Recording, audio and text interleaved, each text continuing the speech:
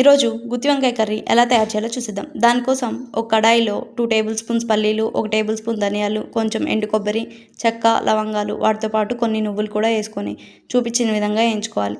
వాటిని ఒక మిక్సీ జార్లోకి ట్రాన్స్ఫర్ చేసుకొని దాంట్లో కొంచెం జీడిపప్పు కూడా వేసుకొని అలాగే పసుపు, కారం, ఉప్పు, గరం మసాలా, అల్లం, వెల్లుల్లి, ఒక ఆనియన్ కూడా వేసుకొని దాంతోపాటు కొంచెం కొత్తిమీర ఇవన్నీ ఒక పేస్ట్లా చేసుకొని పక్కన పెట్టుకోవాలి. తర్వాత మనకు కావాల్సిన వంకాయలని నీట్గా వాష్ చేసుకొని వాటిని 4 పీసెస్గా కట్ చేసుకోవాలి.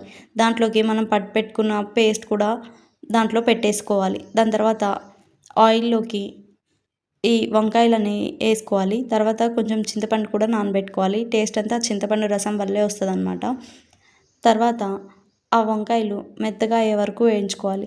దాని తర్వాత మనం పట్టు పెట్టుకున్న పేస్ట్లో ఇంకొంచెం ఉంటుంది కదా, అది ఆ వంకాయలలో వేసుకొని ఆయిల్ అంతా పైకి వెళ్ళే వరకు ఉడకనివ్వాలి. తర్వాత దాంట్లోకి మనం ముందుగా చింతపండు రసం నానబెట్టుకున్నాం కదా, అది కూడా వేసుకొని నీట్గా ఒకసారి ఉడకనిచ్చుకోవాలి.